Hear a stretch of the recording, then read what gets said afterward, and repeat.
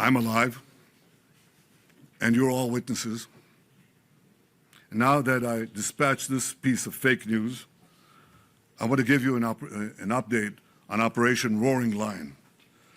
Under President Trump's visionary leadership, America and Israel are acting together in Iran with great determination and unprecedented strength.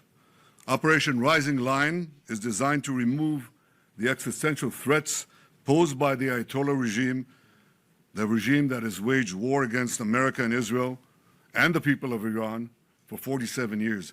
It chants death to America, death to Israel, and it delivers death to its own people.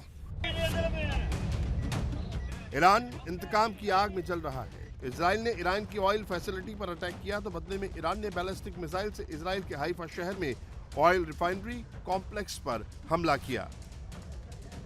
Iran ने अशदोद refinery पर मिसाइलों से हमला किया, जिसे रोकने में Israel का एयर डिफेंस सिस्टम नाकाम रहा। ईरान के अटैक के बाद रिफाइनरी में आग लग गई।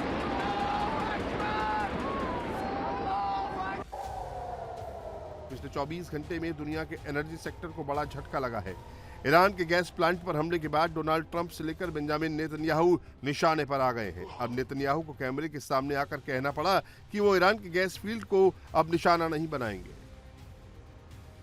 President Trump asked us to hold off on future attacks, and we're holding out. And I want to close these opening remarks with one other fake news, and that is that Israel somehow dragged the U.S. into a conflict with Iran.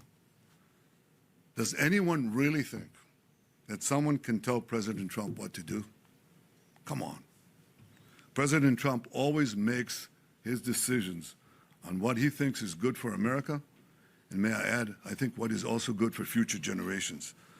In this case, those interests are absolutely clear, and so is the clarity of our achievements. Together in close coordination with President Trump, close coordination between America and Israel, our militaries, our intelligence services, we're achieving goals in lightning speed. Iran सिर्फ Israel के gas plant पर ही attack नहीं कर रहा, बल्कि Qatar के gas plant पर भी हमला किया, जिससे कतर गुस्से में है। ईरान से तुरंत युद्ध रोकने की अपील की। मिडिल ईस्ट में ईरान के इंतकाम ने खाड़ी देशों को दहला दिया है। अमेरिका के सहयोगी अब इजराइल पर सवाल उठा रहे हैं।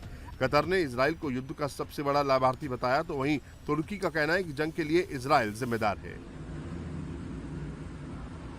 هنا يجب أن نبين بوضوح أن المسبب الأول لهذه الحرب التي تجر منطقتنا إلى أزمة لا مثيل لها من قبل هي أو المسبب الأول لهذا هو إسرائيل.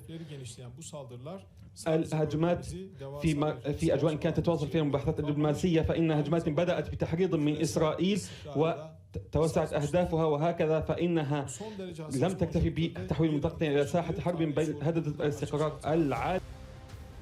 ईरान इजराइल और मिडिल ईस्ट पर अटैक कर रहा है तो इजराइल भी तेहरान पर बम वर्षा कर रहा है। इजराइल ने तेहरान पर एक के बाद एक कई हमले किए हैं, जिससे पूरा तेहरान थर्रा गया है।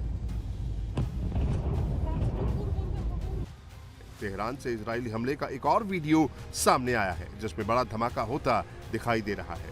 दावा है कि इजराइल मिसाइल लगातार तेहरान को टारगेट कर रही है, जहां तेहरान के धमाकों की आवाज सुनी गई।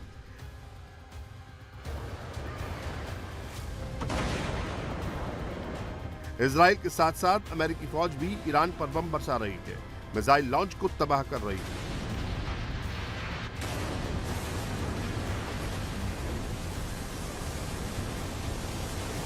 यूनाइटेड स्टेट्स सेंट्रल कमांड का दावा है कि अमेरिकी फौज ने ईरान में करज मिसाइल बनाने वाले प्लांट को बर्बाद कर दिया है।